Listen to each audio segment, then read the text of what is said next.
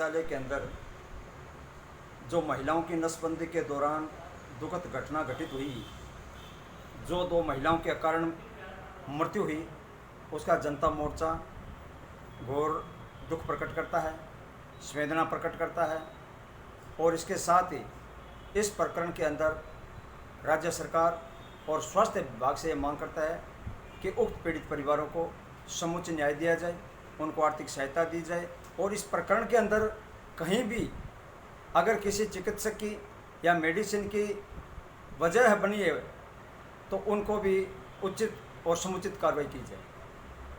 और उन जो महिलाएं इस दुखद घटना की शिकार हुई है, उस संबंध में हम ये कहना चाहते हैं कि कल के दिन उस परिवार के प्रति यहाँ के विधायक और सत्ताधारी पार्टी के पूर्व विधायक और यहाँ के गंगानगर जिले के सांसद महोदय जो सारे इस प्रकरण में पधारे थे, उनका रवैया हमारे ख्याल से पीड़ित परिवार के पक्ष में नहीं था। उनका मकसद एक ही था कि वे अपनी अपनी राजनीतिक रोटियां सेक रहे थे। बड़े दुख की बात है कि ऐसे लोग जो ने जनप्रतिनिधि बनाया है, वह लोग उस पीड़ित पक्ष को उसकी आड़ देके अपनी राजनीतिक स्वार्थ सिद्ध करते हैं।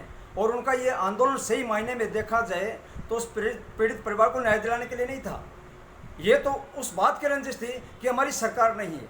जिनकी सरकार नहीं है वह इसलिए हल्ला मचा रहे थे। जब हम दोपहर के अंदर हॉस्पिटल में गए, उस पीड़ित परिवार को देखा तो हमें इस बात का बहुत अफसोस हुआ कि वह 24 घंटे से वहाँ बैठा हुआ है। उनको कोई भी जो ये बड़ी बड़ी बातें कर रहे थे, उस पीड़ित परिवार पक्ष में बड़े बड़े नारे लगा रहे थे, उन लोगों ने हमारे ख्याल से उनको चाय और खाने तक का नहीं पूछा।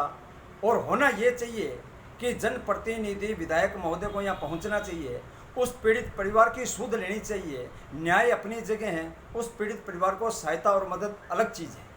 उस पीड़ित परिवार को संभालते, उनकी आर्थिक मदद करते, अपने दो पार्टी के वर्करों को उनके साथ उसके गांव भेजते, 10-20 हज़ार रुपये की आर्थिक सहायता देकर उस परिवार को ये कह के भेजते कि आप इस मिट्टी को जैसा भी हो संभव हो इसका अंतिम संस्कार करिए। आंदोलन जाने, आपकी सहायता जाने, सरकार जाने, हम जाने तो ज़्यादा बेहतर रहता। लेकिन दुख इस बात का हुआ कि उस पीड़ित परिवार को वहाँ बिठा के उस पीड़ित परिवार के साथ नारे लगवा के ये सिद्ध करना चाहते थे कि हम आपके हितैषी हैं। लेकिन असल के अंदर ये लोग इनके हितैषी नहीं थे। ये नहीं, इसलिए यहाँ शोर हल्ला मचा रहे थे क्योंकि ये कह रहे हैं यहाँ हमारी सरकार नहीं है, इसलिए हमारा ये फर्ज बनता है कि हम यहाँ शोर मचाएं। हमें इस बात और इस संबंध में हम एक और बात बताना चाहते हैं कि इस प्रकरण के अंदर अगर हो सकता था, विधायक और सांसद महोदय अपने कोटे से भी उनको आर्थिक सहायता प्रदान कर सकते थे, लेकिन उन्होंने 1 पैसे की यहाँ घोषणा नहीं की और किसी भी प्रकार की ये सहायता नहीं हुई। जो 2 लाख रुपए सरकार ने कंपेंसेशन के रूप में उनको दिए, वो तो पहले मिलने थे, वो तो तय थे, ऐसी घटना के अंदर मिलते हैं। जो मुख्यमंत्री राहत कोष से देने की बात हो रही है, उनका भी कोई अभी पता नहीं है। 7.5 लाख का जो उन्होंने प्रपोजल बता रहे हैं, वो 7.5 लाख रुपए कब मिलेंगे, कैसे मिलेंगे, उसकी लड़ाई कौन लड़ेगा, इस बात की भी कोई श्योरिटी और गारंटी नहीं है।